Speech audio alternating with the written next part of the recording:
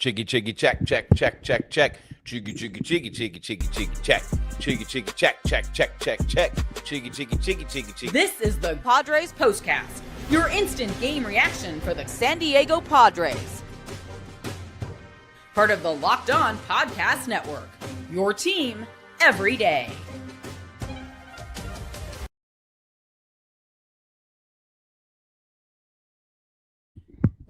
What is up, Padre fan? Welcome. Bienvenidos aquí to your Padres Postcast on the Locked On Podcast Network, your team every day. I am Jim Grieshaber. Call me Gries, and there we go.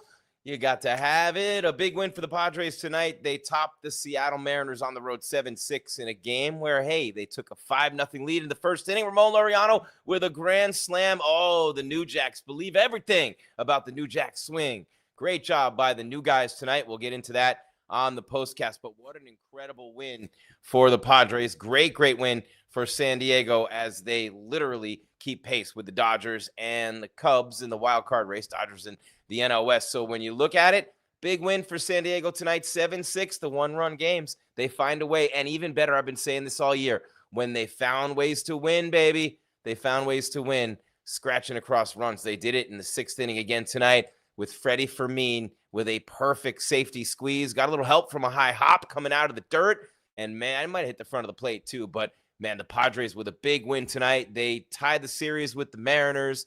And Robert Suarez in the ninth pitched through the heart of their order. Rosarena, Cal Raleigh, Suarez. These guys, Rosarena and Suarez, each hit 3-run homers in the sixth inning. Dylan Cease gave you a heart attack again. What else is new? Two different pitchers every single time he pitches. He's literally Jekyll and Hyde every time out there. So it's the postcast. It's Gries. So much to do here tonight. So much fun to have unpacking this one. The Padres with the 7-6 win. Man, oh man, so many ways to break this down. But thank you for making us your first watch or listen of the day right here. Myself, Javier Reyes, Locked On Padres podcast. And we are pumped to have you here on these channels. Whether you watch live on YouTube right after the game of the postcast, then we upload, you download. Apple, iHeart, Stitcher, Podbean, Spotify, you know what it is. And then, of course, Roku. You down with OTT? Yeah, you know me. It's not OPP. At 53, it's Gries. It's the postcast. Let's roll. This is what you'll be talking about.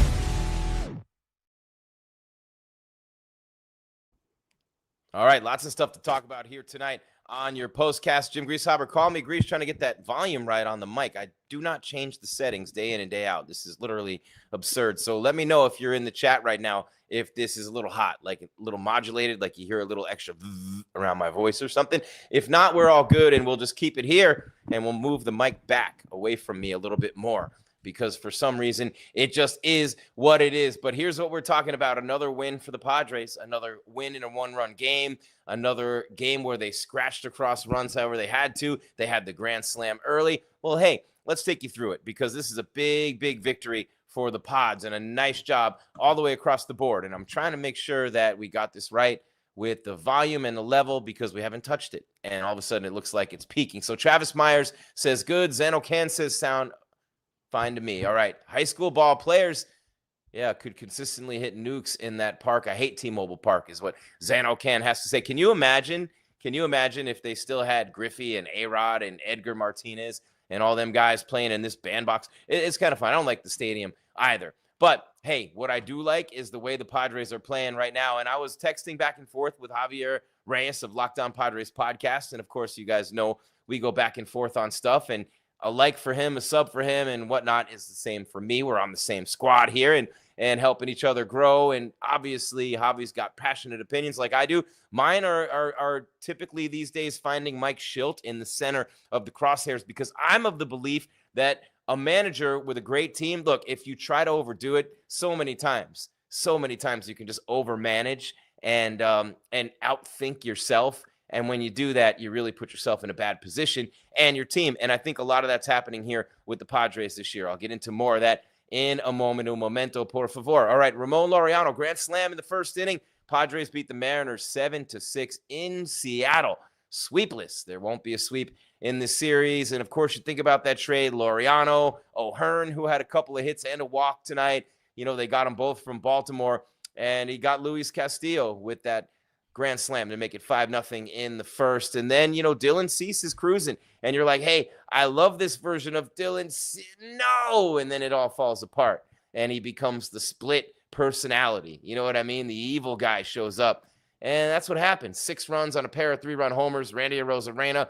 And then Suarez, who's been great. He's one of only 4 guys since 2018 to have 100-plus RBIs in 5 seasons. It's unbelievable, right? Think about it. So 2 3-run homers in the 6th inning, Arozarena, Suarez, and that's in the 5th inning, by the way.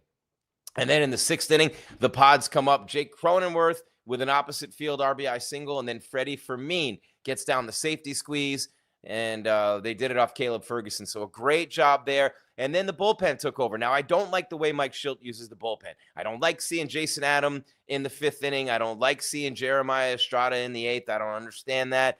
That's for another day. I'll leave it to Javi on the podcast. Shout out Javier Reyes. But Adrian Morejon, great job, strikes out the side. And then, of course, Robert Suarez finishes it off. In between, you get a little mayhem with Mason Miller. 35th save of the season for Suarez. I still don't think he's their closer. I still don't think Estrada should be pitching late in the game instead of Jason Adam. I just don't understand. Or Miller. And I know the heart of the order was up when Miller came in, and I just think he's over-managing. I just don't think he's pitching the guys in the right spots. Finally playing O'Hearn and more Sheets. Those guys are really a big part of this resurgence right now. He had them buried against lefties. I just don't think he's a great manager. And I've said time and time again to Javier and here on the show, I do believe if anything gets them beat in the postseason, it will be the moves of Mike Shildt. I do. It's just the way I feel. I think Preller's elite, and the trades that he made were incredible. You look at what he did with left field with Laureano, had the grand slam tonight. O'Hearn, 2 hits and a walk. He's solidified DH first base, obviously adding Miller to that already lethal bullpen. When you have 3 closers, they should pitch 7, 8, 9 every game. When you have Miller and you have Adam and you have Suarez and with Morejon, I used to make a case. Estrada's a 5th inning guy on this team, man. What do you do? I just don't get it. I do not get it. You bring him in against the Dodgers late in the game. He had already given up 4 homers on the year to the Dodgers. There's number 5. You lose that game, the most important game of the year. But like I said, I am not here to complain tonight. By the way, Xander Bogaerts with an RBI single before the grand slam tonight got the scoring started. So Laureano's 2nd career grand slam, and there you have it. But after that, the 2 3-run homers, they give the lead to the Mariners. And then they come back in the 6th, the Padres do, with Cronenworth, the RBI single, and then Fermin. So that bottom of the order has been solidified. I don't think Cronenworth should ever be on the field. It should be Arise, O'Hearn, and Sheets. It is what it is, right? But I do believe that at some point Mike Shildt will cost them a big game at a time when it's just the worst time in the world. And I think that he has cost them at least 3, maybe 5, up to 5 games this year with his moves. I could go through them. It's not my job or my place to do them day in and day out, but he got real lucky tonight. He got real lucky tonight that his guys came through for him. I just don't think the guy's an elite level manager. I don't know what you guys think in the chat, but I just don't think he's that dude. I don't. And when you're looking to beat the Dodgers and you're competing for a world championship, I just don't think this guy is the manager to get that job done. Cease only gave up 1 homer. It wasn't a bad outing. It was just unlucky that it had to be a 3-run shot. Saying you only gave up 1 homer, I mean, really? Yeah, I know Adam gave up the other one. He shouldn't be pitching that early in a game. It messes with your head. He's a closer. Got a closer's mindset. Should be late in the game. But I agree with you, Zano Can. Cease did give up 1 homer. And it does happen to be a 3-run shot because who put the guys on base? He did. You know what I'm saying? So when you think about Cease up and down in every single start, to have the stuff he does, to be striking out as many guys as he does, and have the confounding numbers that he does, I'd like to see Scott Boras, put his spin on this one and get him his $200 million contract, because it ain't happening the way I've seen it this year. So I don't want to glad hand a guy and give Dylan Cease a participation trophy for only giving up 1 home run. It's ridiculous. The guy is Cy Young caliber. His stuff is Cy Young caliber. You know what I mean? And by the way, King's coming back soon. You got Darvish, who's pitching tomorrow to try to win the series 2-1. So I don't want to seem like I'm picking on Cease or Shildt. I'm not. I'm telling it like it is. We're not affiliated with the team. We don't get paid by them. They don't get paid by us. We don't have press passes or tickets or anything else like the flagship stations, the TV guys, the radio guys, even the newspapers. They have deals with them, advertising contracts. Hey, tell your guy not to write this. Tell your guy not to. I've had all those jobs. I've done all those shows. It's why I love this one the most. All right, Jim Grieshaber, call me Gries. Before we go to break, we got one more thing to get to. Then when we come back, we're going to give you the star of the game. We're going to look ahead to tomorrow, and I'm going to talk to you a little bit more about how the Padres were able to pull this one out tonight. I'm going to give you a great stat on Ramon Laureano. Was he the best pickup at the deadline by any team? I'm going to tell you why I think so on the other side. Jim Grieshaber, call me Gries. I'm not going anywhere, neither are you, but I'm just going to tell you about a couple of great sponsors who love to have their products and services featured right here on the network. Before I do, one more thing, and here it is. Time to reveal where the game was won or lost. It's the turning point. And quite obviously, the turning point of this game came in the 6th inning because obviously the 2-run homers, the 3-run homers, 2 3-run homers, one off Cease, one off Adam, hit by the Mariners in the bottom of the 5th inning. You know, they got that power with Cal Raleigh and these other dudes. They're going to be there in the American League. The tough team to beat, no doubt. But listen, the turning point of this game, without a doubt, was the 6th inning when the Padres scored twice to reclaim the lead. And then from there, it was the bullpen, Morejon and Miller and Suarez to wrap it up. I'll take it. But in the 6th inning, it was an RBI single by Jake Cronenworth and a safety squeeze by Freddy Fermin to score twice. The small ball strikes again. The 1-run victory strikes again. The bullpen nails it down. I don't think Schilt uses the bullpen correctly. I don't think he used the bullpen correctly tonight. But hey, they won the game, so what can I say? You know, and I'm here to do the postcast. So there you have it. All right, we are moving right along right here with the postcast, and very pumped to have you here with me, and really excited. You know, just so cool to be thinking about these types of things this time of year, and we got to get to the break. All right, Jim Grieshaber, call me Gries, Padres Postcast, Locked On Podcast Network, your team every single day.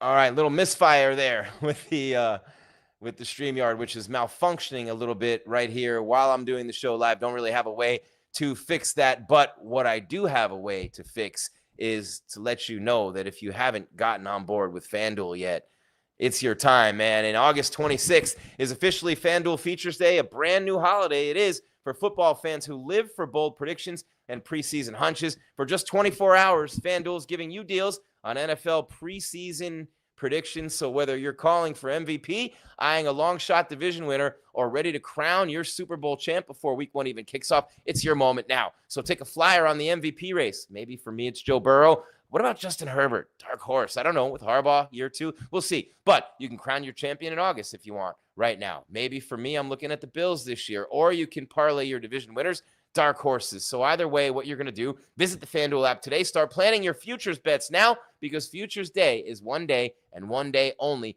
at FanDuel. Run your game on the Locked On Podcast Network, your team every single day.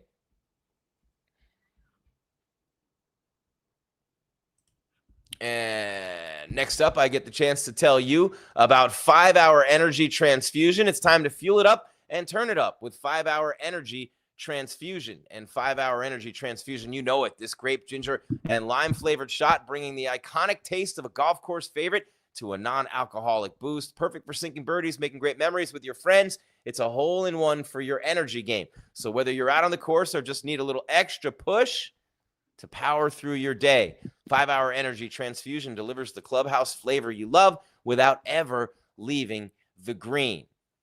And you know we've had some fun times on the golf course over the years, and what a crazy day it always is. You get your friends out there, you have some fun. You never know what kind of nutso shots you're going to take or hit, but either way, that 5-Hour Energy keeps the energy flowing. It's about good times with good people and good flavors. The grape, ginger, lime flavor of 5-Hour Energy, you know what I'm saying, gives you the best parts of your clubhouse go-to without leaving the course. You know what I'm saying? And so I'm very pumped about that, without leaving the course. And you know what it is. or hitting the Bev card. So now you can amp up the fun even more. Just buy, snap, and enter for a chance to win a dream golf trip for two to any golf tournament in the USA. Tee up that trip. 5hewin.com for full rules and entry. No purchase necessary. Excludes the Masters tournament. Ends October 31st of this year. All right, Jim Grieshaber, call me Gries on the Locked On Podcast Network, your team every day. And we are pumped to have you here tonight, no doubt about it. And, you look at the Padres right now and what they're able to do and what they have been doing right now. They have been winning one-run games. They've been getting it done for you. And I am literally doing the best I can to prevent this malfunctioning StreamYard from messing up the entire show. But we got this. Like, things are firing and unfiring everywhere. And it's okay because we got this. You know what I'm saying? We definitely got this. And we are going to fix it mid-show right here for you the best we can. There it is right now. Just come on in. Come on in, foo. Not you. The thing that I'm uploading here. And let's see if we got it. Yes, there you go. Thank the Lord. All right, guys, there we go. So here we are, Locked On Padres Postcast on the Locked On Podcast Network, your team every day. Let's see if the FanDuel overlay will fire now.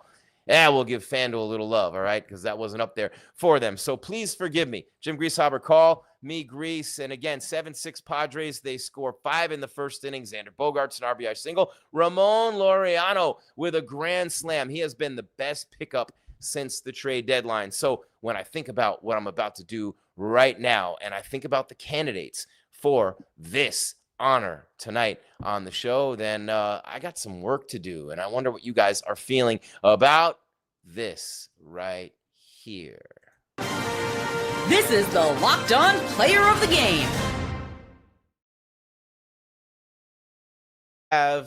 We have candidates tonight. We have lots of candidates tonight. While you're here, by the way, smash the subscribe, hit the bell so you know when we're coming your way with more content. Come on in the chat. If you're live on the YouTube, say what's up. I'll get to those in a minute. Got a bunch of things to do and a short time to do them in. The star of the game is really tough one tonight because Adrian Morejon was phenomenal. Struck out the side in the 6th inning. Mason Miller with a scoreless inning. Estrada with a scoreless inning, but they weren't perfect like Morejon was, and then Suarez with a 1-2-3 9th inning. But Morejon, the star of the show on the mound tonight. And offensively, you had a couple of guys who had big nights. I mean, look, you had Jake Cronenworth with a couple of hits. Fermin with the safety squeeze drove in a winning run, and that was big. O'Hearn had 2 hits and a walk tonight. Manny Machado with a couple of hits, but your star of the show is none other than Ramon Laureano. 2 for 4, 2 runs scored, and the grand slam, the second of his career. But I told you I was going to give you this. I teased it. I teased you just a little bit, and I'm going to give you this right now. Ramon Laureano since the deadline, okay? And O'Hearn's been great, and Miller's been great. Fermin's been fantastic, but since the deadline, all right, Ramon Laureano is tied for first in the big leagues with 6 home runs. Since the deadline, Ramon Laureano is 4th in the big leagues with a .330 average. And since the deadline, the OPS of 1.004. For Ramon Laureano, number 1 in Major League Baseball. Has there been a better deal than that one? Look what they got from the Orioles, man. And look what they got from the A's, right? With Miller. And then J.P. Sears, who's contributed a little bit too, had one real good start, right? And started 3 games for him. So Laureano's been maybe the best pickup at the deadline since the deadline. We talked about left field. I talked about bringing in a big name guy, big gun. Javi said, hey, man, fortify the bottom. And they did that with Laureano, with Fermin. They brought in O'Hearn. He's not a bottom of the order guy. And Laureano doesn't look like one anymore either. But what a job he's done since the deadline. Been unbelievable. You know what I'm saying? And I will tell you this. We had a wild card spot with or without them, says Zano Can. I'd rather we had traded Cease away at the deadline personally. Yeah, no doubt. Zano Can. I like what Zano Can brings to the show. Shout out to my person, Zano Can. So these trade pickups keep producing. It's pretty remarkable. We may barely be in the wild card race without them. And then Tom says Cease gets too nervy and overthinks when he gets in a little trouble, needs more chill in the veins. Yeah, he does. He gets a little hot-headed out there. Should Laureano be batting 5? Cam Davis. I love Cam Davis. Great. Bringing the insights day in and day out. And while you're here, the audience is surging. Hit that bell. Give us a like if you would. The rising tide lifting all boats around here. So that's where you have it. And should Laureano be hitting 5th with Merrill out? Maybe.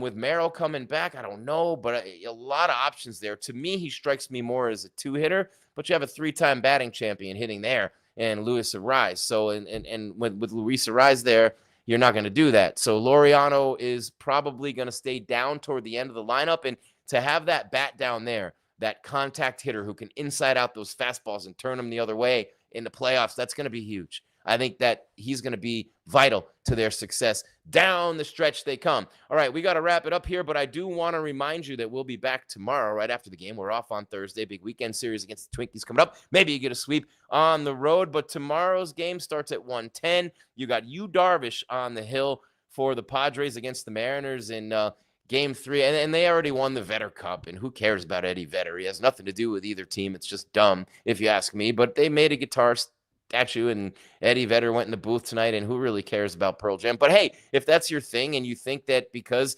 Eddie Vedder at one point in his life lived in San Diego, and at another point in his life lived in Seattle, and they both share Peoria spring training. I know it's Peoria, but Peoria, come on, it sounds better. Sounds like the P version of diarrhea, Peoria. There you have it. Anyway, Darvish, 3-3, 5.36, but he's been great lately. Taking on Bryan Woo, 11-7 with a 2.94 in the rubber game tomorrow. We'll be here right after the game with your postcast, hosted by yours truly. So sorry for the technical difficulties tonight. StreamYard was going ballistic on me. Thank you, StreamYard, for eventually stabilizing and helping me, clear.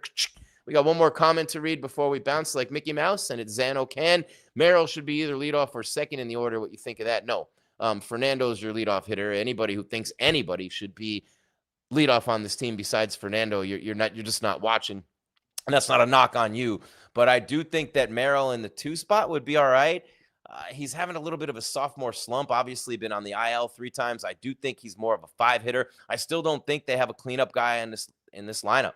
I like O'Hearn there, but to me, he's more of a 6-hole guy, and Laureano a 7-hole guy on a world championship level team. Do I think they have enough here to win it? Yes. Do I think Mike Schilt's going to play his players the right way and use his pitchers out of the bullpen the right way? There's no way Estrada. Look, I'm just going to say it, and then we got to wrap because I get in a little trouble going too long sometimes. But there's no way Adams should have pitched in the 5th inning, and Estrada pitches in the 8th. Miller's the 7th. Estrada's the no. Estrada gave up 4 home runs against the Dodgers. You put him in the other day, gave up number 5, most important game of the season. You blow it by putting him in. Adam in the 5th, Estrada in the 8th, Miller in the 7th. No. Suarez should not be the closer of this team. It should be Miller. I have a lot of thoughts and opinions on that, but at least the guy's smart enough now to have O'Hearn playing every day, and he's had Sheets in the lineup a lot more. They've been a big part of this offensive resurgence again for the Padres. All right, Jim Grieshaber, call me Gries. We'll be here right after the game tomorrow, 1:10, first pitch. Thank you so much for watching or listening to your Padres postcast on the Locked On Podcast Network, your team every day. We're live on YouTube right after every game. Then after that show, we upload, you download Apple, iHeart, Stitcher, Spotify, Podbean, you name it, wherever you get the audio versions. Then Roku, you download OPP. Hell no, baby. It's OTT, over the top television, for the postcast and the podcast every day with Javi. And of course, if that's not enough, we got Locked On MLB Game Night, Locked On MLB on YouTube, or wherever you listen to your podcast. It's every game, every night until the World Series is done, and we crown a champion. All right, Jim Grieshaber, call me Gries. Thank you so much for watching, listening to your Padres postcast on the Locked On Podcast Network. Your team every day, 7-6 Pods over the M's. Rubber game tomorrow, 1-1 tie in the series, game behind the Dodgers in the division, game and a half behind the Cubs for second in the wild card. Keep your game tight and your mind right, Padre fan. Thank you for being here. Jim Grieshaber, call me Gries, and I am out.